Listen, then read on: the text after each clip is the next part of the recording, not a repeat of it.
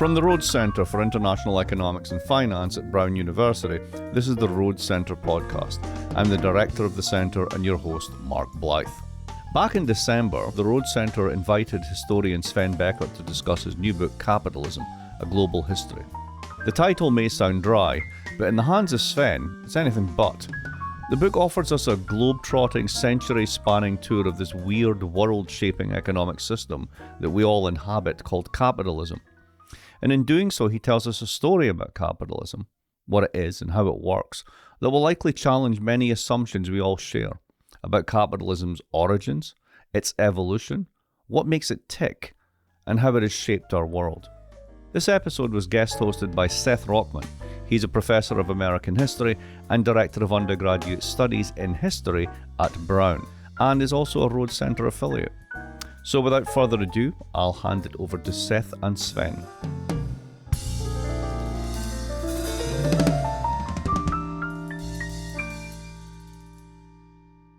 Hi, I'm Seth Rockman from the Brown University Department of History, and I'm here with my colleague and friend, Sven Beckert, the Laird Bell Professor of History at Harvard University and the author of the new Capitalism, A Global History. So welcome, Sven. Great to be here, Seth. So to begin with, history of capitalism over 1,000 years. Who does that, I suppose, is the question. But in all seriousness, what made you decide that this was a book that needed to be written? I started thinking about writing this book, for one, because I had kind of thought about parts of the history of capitalism in writing about the history of New York City, by writing about the history of cotton. And it was clear that you could understand important things about capitalism by looking at one place or by looking at one commodity. But there was a lot about capitalism to be looked at and analyzed that goes beyond the scope of just one place and one city. So it was clear to me that I wanted to do something that was broader and that was about thinking about the entire thing. But then the second reason for embarking upon writing this book was that we live in a world that is fundamentally structured by capitalism. Many of us think about capitalism. Many of us talk about capitalism. It's one of the most important presences in our lives. And I felt that in order to understand where we are right now, we need to understand this capitalism. And as a historian, of course, I believe that you can understand capitalism only properly by looking at it from a historical perspective. And so it seemed to me that I wanted to, engage the entire thing. I wanted to engage all of capitalism. I wanted to do it from a global perspective because I believed when I started this book that you cannot understand capitalism by looking at it from just one place or one country, but that you needed to look at it from a global perspective.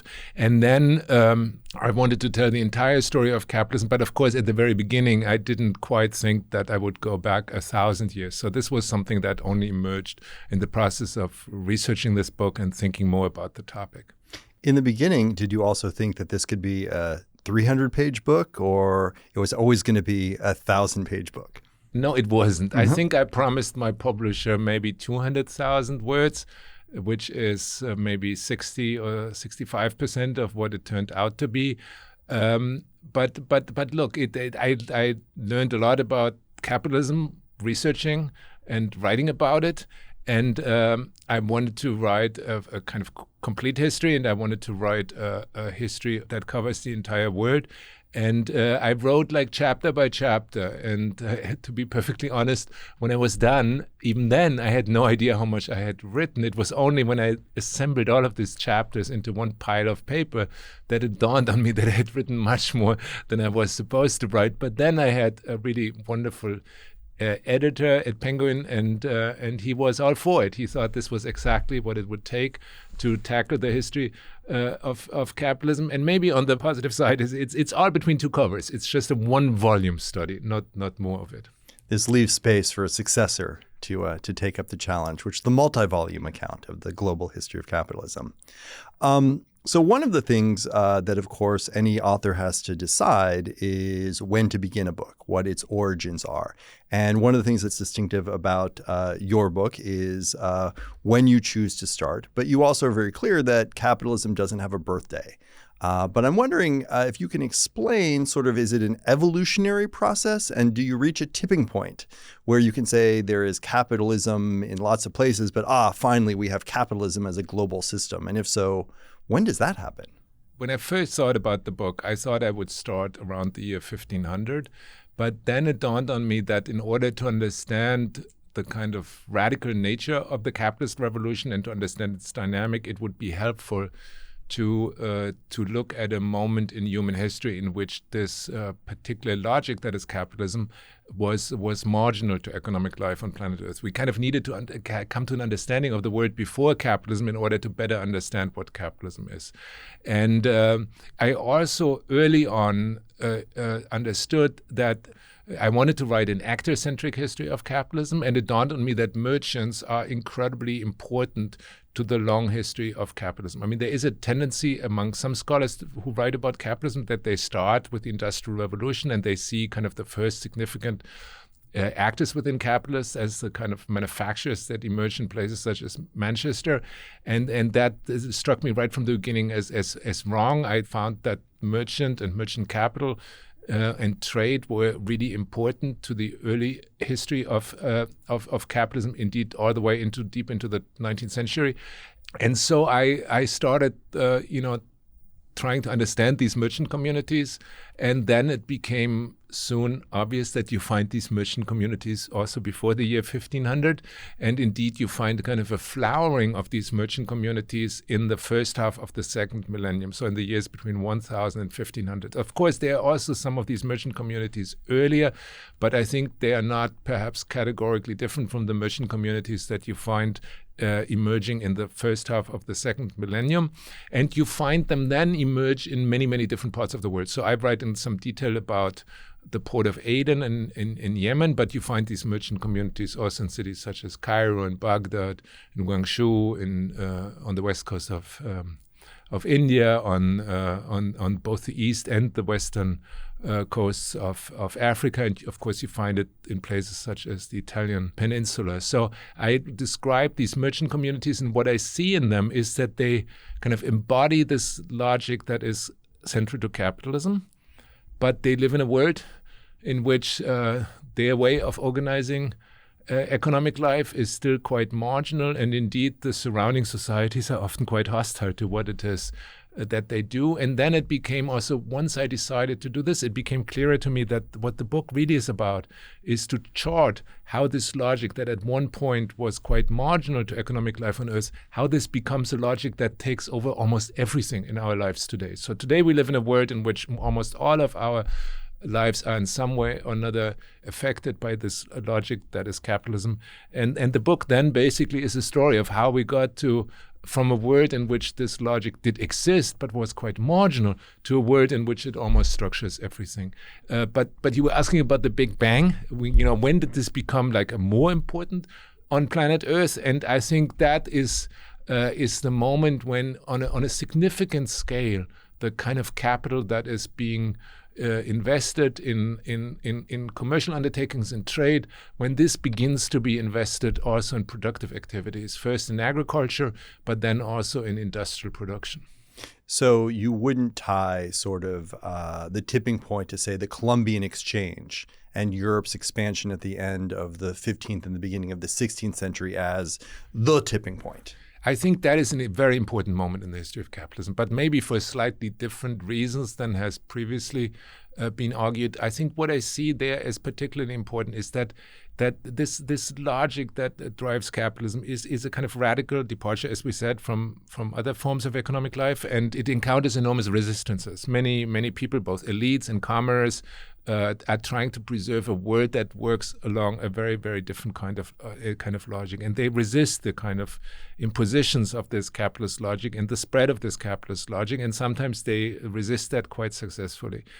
Now, with the expansion of Europe into the Americas, something particular happens, namely, for one, the expansion itself only happens because there's a kind of coalition between European merchants and European states. And they become mutually dependent on one another. And that, of course, among other things, gives greater power to merchant communities. And when they go into the Atlantic world in the 15th century, first to islands off the coast of West Africa, then into the Caribbean and South America, and eventually into North America, they now encounter a world in which there are also indigenous people who are trying to preserve different political structures and different forms of economic life. But unlike the resistances they encounter on the European continent, they are, relatively speaking, much less effective. And thus, this gives now European states and European traders the ability to recreate societies almost from scratch. And they take land, they import enslaved workers from Africa, and they build ways of producing agricultural commodities, especially sugar at the beginning, that are now fully subsumed under this capitalist logic. Right. One of the things that seems most important, though, is not merely the integration of Europe, Africa, and the Americas in an Atlantic world, but really the extension of this into the Pacific, making a place like Potasi actually the node in global capitalism in the early modern period, precisely because it is what connects Europe to China. And finally, we have a global system. Yeah, thank you for asking about this, because almost no one has asked me about that part of the story yet. But that Potasi becomes by far the world's most important source of silver. And it is really this silver now that allows Europeans to purchase all the nifty goods that are being produced in Asia and China and India in particular to be exported to Europe. And that again, this again, I think emphasizes the importance of a global perspective on this story. And it emphasizes something else, namely that in the medieval world, trade to Asia is clearly extremely important to the modest world economy that existed at this point. And European merchants who were kind of on the margins of this world economy for a long time had always aspired, when it came to long distance trade, they had always aspired to get access to the goods of Asia, because these were the most advanced manufacturing economies of the first half of the second millennium, and they produced a lot of things that the Europeans did not have and that they were not capable of producing themselves. And so they seek these exchanges with India and with the what is now Indonesia for spices, and also with China for things such as tea and porcelain. And but they have a huge problem, the Europeans, namely between them and the Indian and Chinese merchants. There's another group of merchants, namely these merchants in the Arab world, and they, of course, want to get a cut of that trade, and they make it also difficult for Europeans to trade. Basically, they are dependent on these merchants in the Arab world as middlemen in the trade between Europe and Asia. And so the Europeans are, what they're principally seeking is a way to directly trade with the merchants of India and China. And of course, some Spaniards in coalition with Italian merchants then convince themselves if they just set sail and sail west, they will eventually arrive on the coasts of India or China to get kind of around the merchants of the Arab world, and that's what prepares them into the Atlantic in the first instance. So it's really, obviously nobody could know about America, but it's really this effort to link themselves to Asia, and then they have the big problem once they find ways to trade with Asia by going around the African continent. They have the big problem that the Europeans wanted a lot that the Asians had to provide, but the Europeans had not much that Indian merchants or Chinese merchants desired. So they needed to exchange goods for species, and so Potasi becomes very, very important. It becomes the kind of huge source of silver to European merchants. And at some point, we could describe Potasi itself as a city that is the most capitalist place on earth. Can you say more about what that would look like? Because we don't normally narrate capitalism from that particular place. No, that's one of the things that the book generally tries to do. It tries to narrate the history of capitalism from kind of unusual perspectives. And the Caribbean islands are one of these places that I look at in some detail, but Potasi is another place that I look at in some detail. And so Potasi was this amazing place, high up in the Andes, far away, not just from the European continent or from Asia, but also far away from the sea, from the next port where these things could be exported. But here we have a thriving, very large city that emerges, and that has eventually things such as opera houses in the stores of Potasi. You can buy very early on, you can buy luxury wares produced in France, or tea sets produced in China, or textiles made in India. So there is an author who I think calls Potasi the first city of global capitalism, and yes, I think there is something. I don't know if it's the first city, but it becomes certainly an important node in global capitalism, and it becomes a city that is, again, it's a city like the island of Barbados, for example, in the Caribbean, that becomes organized along this capitalist logic. In terms of narrating capitalism from unusual places, one of the big moves in the scholarship in recent years has, of course, been to think about the slave ship as the most emblematic capitalist site, deep, basically removing places like the Lancashire Mills as the place from which one would theorize capitalism, and actually saying, no, it's in the hold of a British slave ship traversing the Atlantic that we see capitalism distilled to its essence and the blueprint for the capitalism that would follow. How do you think about that? And does your history of global capitalism give a particular emphasis to the transatlantic slave trade as a place where we might say capitalist learning truly took place?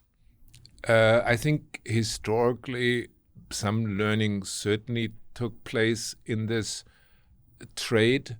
The slave ship itself is not a major presence in the book. Maybe it should have been more of a presence. I think it probably should have been more of a presence in the book, but I would be a little careful to kind of seek an understanding of what the essence of capitalism is by focusing on the slave ship, or for that matter, by focusing on the plantation economy, or by focusing, for that matter, on the cotton mills in Lancashire, or in the 20th century, the automobile factories of Detroit. I think they all illuminate the dynamics of capitalism at particular moments in time, and they can be very important at particular moments in time. But I don't think they tell us kind of everything that there is to be known about capitalism. It's a kind of one slice into capitalism's history. But again, I think there is a logic to capitalism that transcends all of its transformations and all of its changes over time.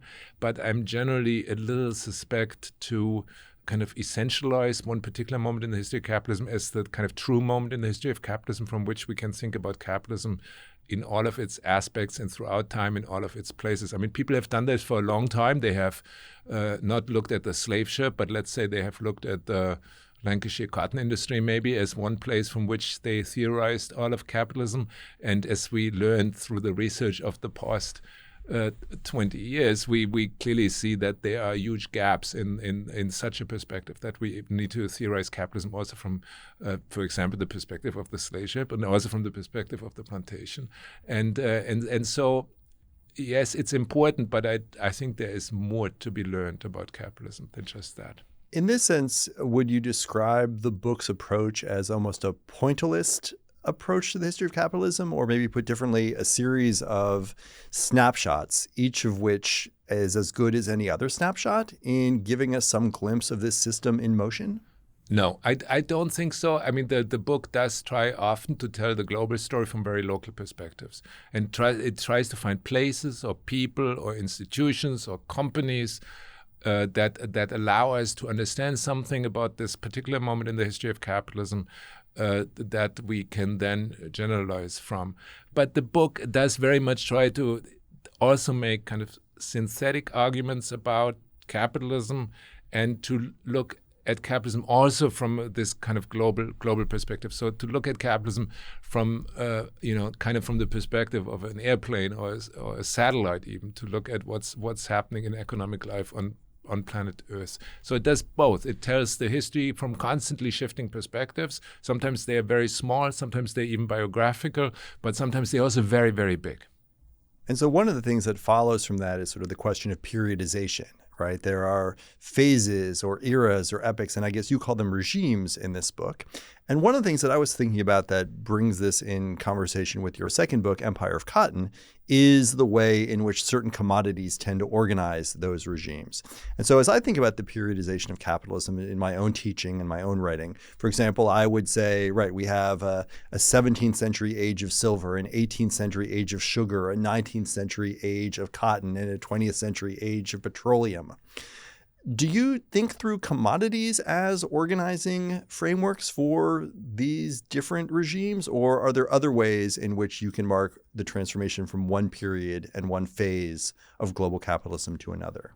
Yeah, I mean, commodities play an important role in this book, unsurprisingly for a book on the history of capitalism, and the process of commodification is one of the kind of processes that I study in all moments in the history of capitalism. And of course, in certain moments, certain kinds of commodities are much more central, and at certain moments, the world is better understood through the history of this particular commodity than at other moments. To just cite one example, if you want to understand the 19th century, maybe you understand more about the workings of capitalism in the 19th century by focusing on cotton than by focusing on, let's say, tea as another important commodity, but one that probably wouldn't allow you to see quite as much about global capitalism. So yes, there are certain commodities that are particularly important, either for quantitative reasons at certain moments in time, or because they allow you to see certain kinds of relationships that otherwise would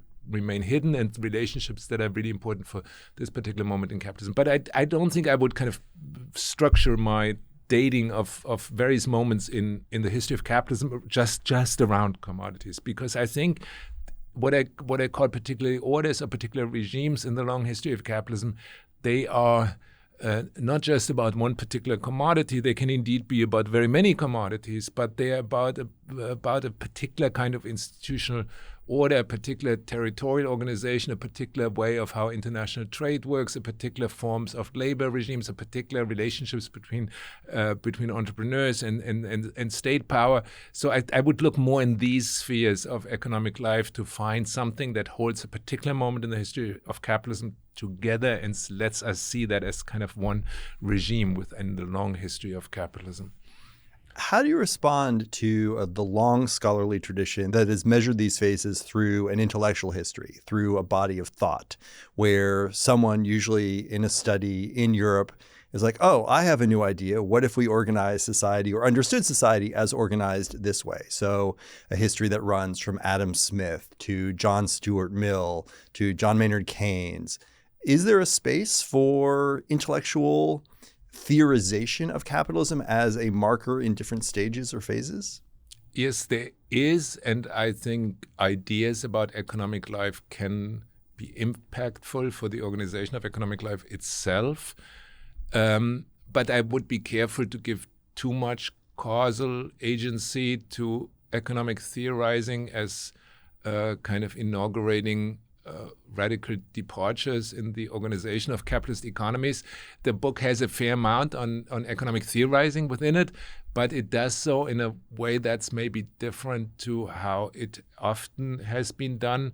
I look at economic theorizing always at the moment at which it emerged, and I try to embed it within an account of the kind of capitalism that the people who wrote about capitalism could see and lived in.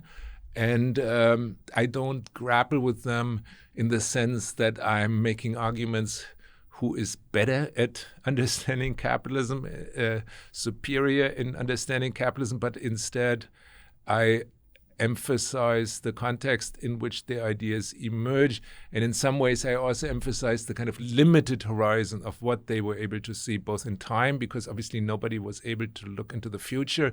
I mean, Adam Smith had no way of even having the faintest idea of the kind of industrial civilization that was about to emerge at his doorsteps. And somebody like Karl Marx had only very, very vague ideas about the structures of economic life in very large parts of the world, such as in India and China.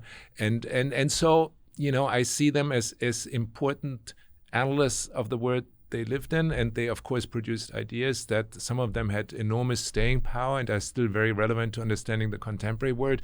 But they are, I don't try to adjudicate, who is kind of the most powerful analyst of capitalism, because I think all of these ways of thinking about capitalism are always limited by the time and the place in which they were produced.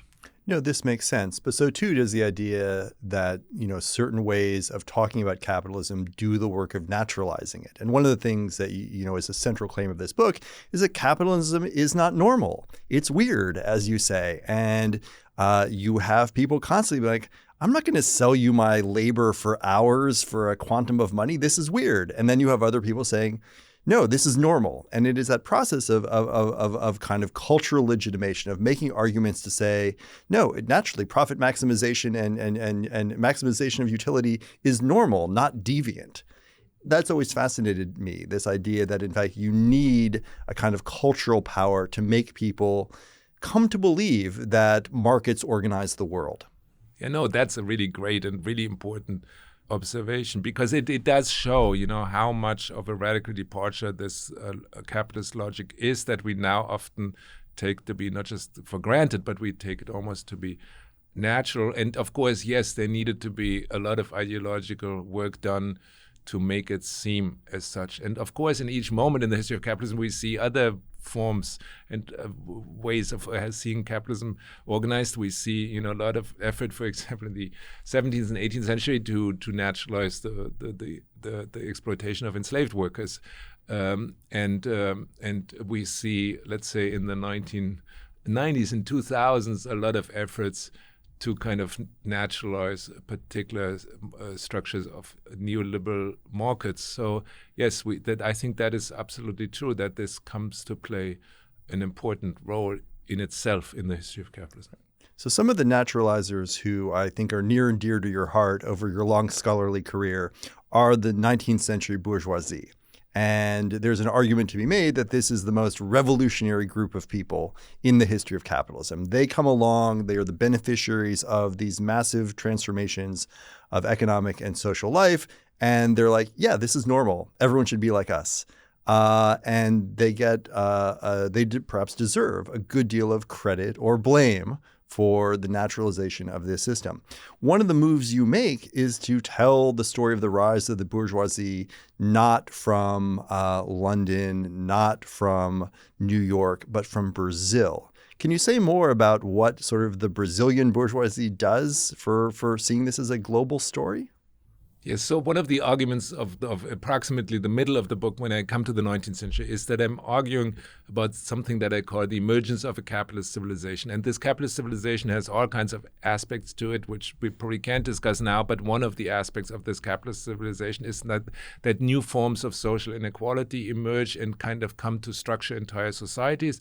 And also the notion of social class emerges both in lived practice, but also in theorizing about capitalism. And I tell the story about the kind of formation of one particular social class, namely the economic elite, the bourgeoisie, through the history, as you mentioned, the history of Rio de Janeiro. It could be told through the history of many parts of the world, but I focus on Rio de Janeiro. And what you can see there is you can see how a distinct bourgeois culture emerges, for example, how they come to organize, how they come to eat certain kinds of food, for example, a great preference for French cooks and French cooking.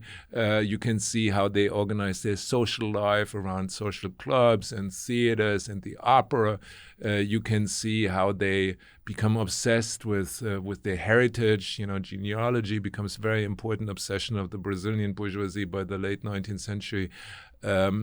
So you can kind of observe how they come to see themselves as a social class, how they see themselves as distinct from the rest of Brazilian society, and how they kind of institutionalize that difference through their cultural practices, but also then very centrally through the kinds of institutions that they create: theater, opera, museums, social clubs, and other such things. So let's jump ahead for a century and come to the middle of the 20th century. And again, here too, we have a process of normalization or naturalization, one that truly looms over our current political moment because there is nostalgia for a capitalism once lost, a capitalism that presumably took blue-collar jobs and made them a pathway to the middle class in places like the United States, that allowed people whose parents had not gone to college and who themselves may not have gone to college, but who could buy suburban homes, have two-car garages and all this. And of course, the lament is that something happened, this stopped being available. The American dream ended.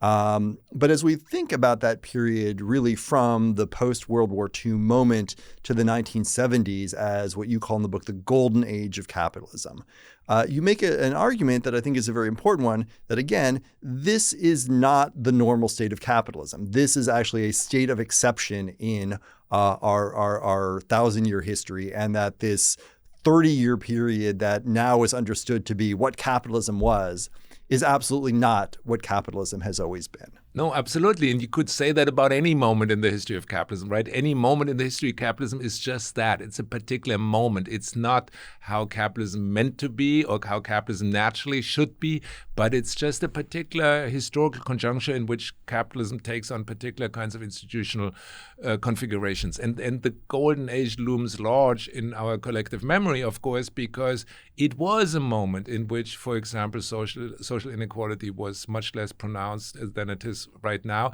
It was a moment in which there was a thriving American manufacturing sector that employed many millions of Americans at pretty good wages. It was a moment also in which something happened that is rather rare in the history of capitalism. Namely, it was a moment of relative stability and relative predictability, that people who live in a market society are exposed to an enormous degree of risk. And this was a moment in which these risks, for the first time for industrial workers, seemed to actually be significantly diminished, and in which life took on a certain kind of predictability, not just for your own generation, but there was also the sense that the next generation would enter a world, broadly speaking, similar to the ones that you were living in yourself. And so that was very hard to let go.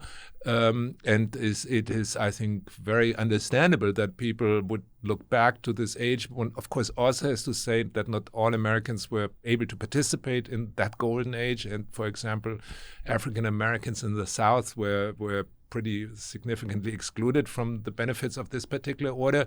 So I think we need to think about the limits of it as much as we think about, the promises of that order.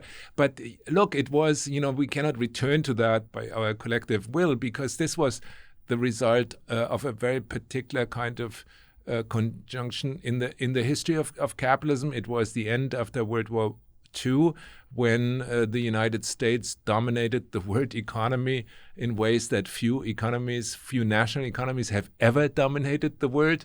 And now we live, since the 1970s already, America found itself living in a world in which there were significant other nodes of industrial capitalism emerged that became competitive on the global scale, such as Western Europe and and Japan.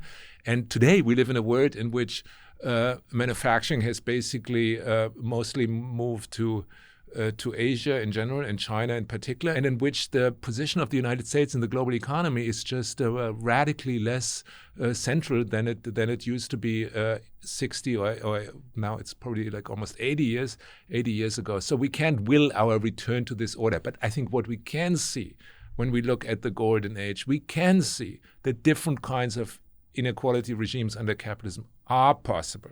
We can have a different kind of capitalism. So this doesn't mean we return to where we were, but I think it should widen our horizon of possibility. But it also suggests sort of what an unstable signifier capitalism is, right? If we could take the 1956 Republican Party platform that Dwight D. Eisenhower ran on at the height of the Cold War, when the United States was defending the free enterprise system against the menace of communism, and you handed that to Marjorie Taylor Greene or some other member of the Republican Party today, who would say, this is socialism. If capitalism at the height of the Cold War is today socialism in the minds of certain political ideologues, how do we capitalism then is vast.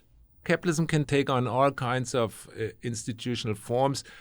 Sweden today is a society that is quite different from the United States, but it's also a deeply capitalist society. And I think much of the political talking points on capitalism in the 1960s and in the present are perhaps more properly seen as ideology, as an effort to mobilize political outcomes that these people find to be desirable, but I don't think they're kind of a good guide to a scholarly analysis of capitalism. So we should read them as a form of ideology. But as from a more detached perspective, from a more scholarly perspective, I think we can see this great variety within capitalism, and that, of course, also suggests to us that different futures are imaginable. But what this also means is that, for example, if the Trump administration blows up the Fed and there's no longer independent central banking, or the Trump administration demands that the U.S. government owns 10% of Intel, the United States doesn't stop being capitalist at that moment. It just is a different iteration of capitalism. Yeah, no, I mean, I think partly the responses to some of these current economic policies are informed mostly by the previous order of economic life, in which certain forms of the organization of that economic life were deemed to be almost natural, or at least so highly desirable that the world without them was almost unimaginable. And now suddenly what was taken to be just kind of a natural law, or at least a necessity, is being questioned. But then, if we look at the I mean, not that I endorse this, but if we look at the long history of capitalism, of course, for example, protectionism, which creates a lot of debate right now, but the protectionism is a completely run-of-the-mill normal thing of the history of capitalism. This was, Britain before it industrialized was a highly protectionist society. The United States in the late 19th century was a highly protectionist society. So there is nothing particularly radical about these kinds of measures. I mean, not that I endorse them, but I'm just saying, we need to take a deep breath and calm down, because this is not totally out of character for capitalism if you look at it in the long historical perspective. Right. Again, further making that period between 1945 and 1973 the exception rather than the rule. Well, Sven, as we come to the end of our time, let me just ask, what are your hopes for how readers will encounter this book? Is there a strategy? Is this a book to be read from beginning to end? Is this a book that readers can dip into the middle and pick a moment that they're most interested in? And ultimately, what will make you feel like this book has had the impact on how people think about capitalism in light of the huge investment of time and effort that went into creating this monumental volume? Now, what would make me happy if people would think more about capitalism from a long historical perspective. What would also I would like to see is that people scream around a lot about capitalism, but that they generally have a better understanding of what it is. I think also that people come to understand that capitalism is not the natural order of things, but that this is a particular moment in human history. And look, the book can be read in all kinds of ways. I've heard from readers that they enjoy reading it, and I think it can be read from cover to cover. It does tell one story, and that fully comes to the fore if you read the entire thing. And it's long, but we spend a lot of time right now talking in sound bites, and maybe there's also a moment to kind of calm down a little bit and to think about things with a little bit more time investment and with a little bit more patience, and that of course would be necessary in order to read this book. But I think also the book can be read, you can profitably read just one chapter. If you are interested, let's say in the history of the American Civil War, you might read a chapter on what I call the crisis of old order capitalism in the middle of the 19th century. If you're interested in merchant communities in the 16th century, you might read the chapter which is entitled The Great Connecting. If you're interested in the Great Depression and World War I, you might read that chapter. And I think each chapter in a way tells one story. I mean, there's no, you can read chapter 14 without having read chapters 1 to 13 to understand the content of chapter 14. But of course, the full story only becomes clear if you read the entire thing.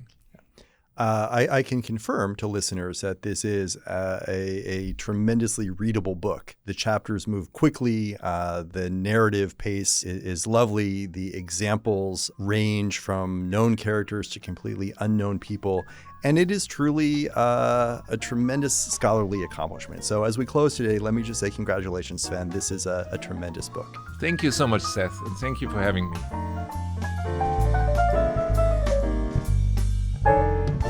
This episode was produced by Dan Richards. I'm Mark Blythe. If you like this episode, leave us a rating and a review on Apple, Spotify, or wherever you listen.